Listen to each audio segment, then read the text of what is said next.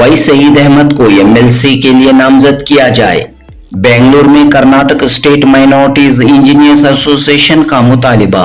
Association ने कांग्रेस के मुख्तलिफ लीडरों को लेटर लिखते हुए ये डिमांड किया है कि वाई सईद अहमद कांग्रेस पार्टी के एक सीनियर लीडर हैं। कांग्रेस पार्टी के साथ मिली व समाजी शोबे में नुमाया खिदमत अंजाम देते हुए आ रहे हैं।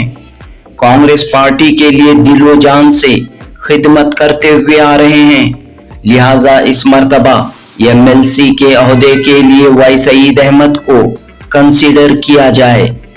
Karnataka state minorities engineers association के सदर फारूक जुनैदी का बयान। जनूबी Hind news report.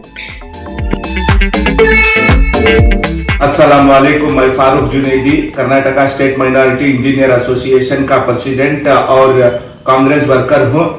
Karnataka legislative council में 4 एमएलसी के पोस्ट जो हैं वो वेकेंट है। मैं हुकूमत से ये मांग कर रहा हूं कि एक पोस्ट या सीट जो है वो एक माइनॉरिटीज को दे करके, इसके लिए मैंने एक नाम प्रपोज किया है और मैंने हमारे एमएलए रिजवान अरशद साहब को भी एक लेटर हेड में मैंने एक रिक्वेस्ट की है कि एक कांग्रेस के सीनियर लीडर जनाब वाई सईद अहमद साहब को नॉमिनेट कर एमएलसी बनाए करके।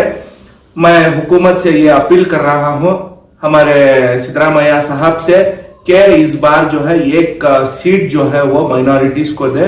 कांग्रेस के सीनियर लीडर सईद अहमद साहब जो है एक सीनियर लीडर है, 79 से वो यूथ पॉलिटिक्स से है और कर्नाटक में पार्टी को स्ट्रेंथ किए हैं।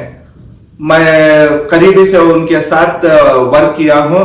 बेंगलुरु सेंट्रल कॉन्स्टिट्यूएंसी से जो एमपी इलेक्शन 2024 हुआ था तब उन्होंने बेहतरीन काम किया है। तमाम नौजवानों को साथ लेकर एक पूरे कर्नाटक में वो वर्क किए।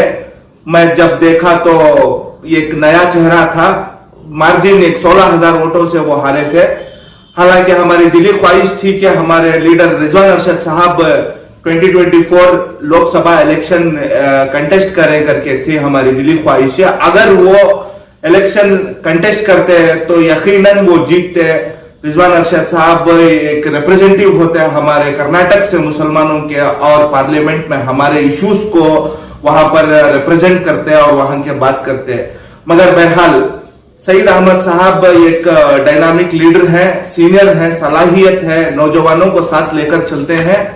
2018 में मैं कर्नाटका असेंबली इलेक्शन जबकि मैं बी फर्स्ट ईयर में था, हम तमाम यूथ मिलकर कोलार से एक कैंडिडेट हमारे खड़ारपाल्या के नूर मोहम्मद लियाकतुल्लाह साहब उनको क्या एमएलए के टिकट के लिए हम बहुत कोशिश कर रहे थे। वहां के लोकल लीडर हमारे सिबगतुल्लाह साहब अलियास चांद पाशा साहब, मसूद साहब, लईक साहब, जहीर साहब, ये तमाम लोग मौजूद थे जब सईद अहमद साहब कोलार को आए हुए थे। तो मैं उनके साथ तब से लेकर अब तक भी उनके साथ करीबी से वर्क कर रहा हूं।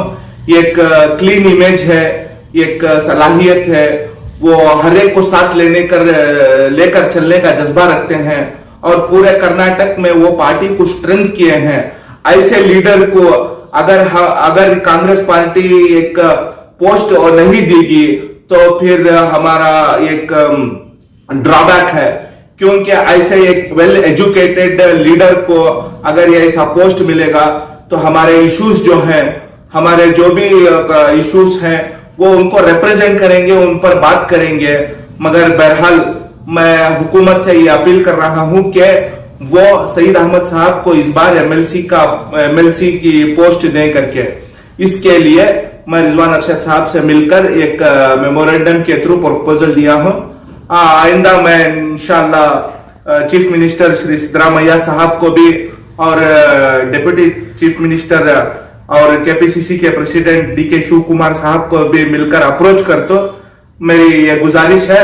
और बेंगलुरु सेंट्रल के कॉन्स्टिट्यूएंसी के तमाम लोकल लीडर्स और नौजवानों को से भी मैं गुजारिश हूं कि वो तमाम मिलकर वो सईद अहमद साहब को रिक्वेस्ट करें, गवर्नमेंट को रिक्वेस्ट करें कि वो भी सईद अहमद साहब को पोस्ट दे करके इस हमें कांग्रेस में एक यूनिटी की जरूरत है, क्योंकि मुसलमानों ने भरपूर वोट देकर गवर्नमेंट बनाई है।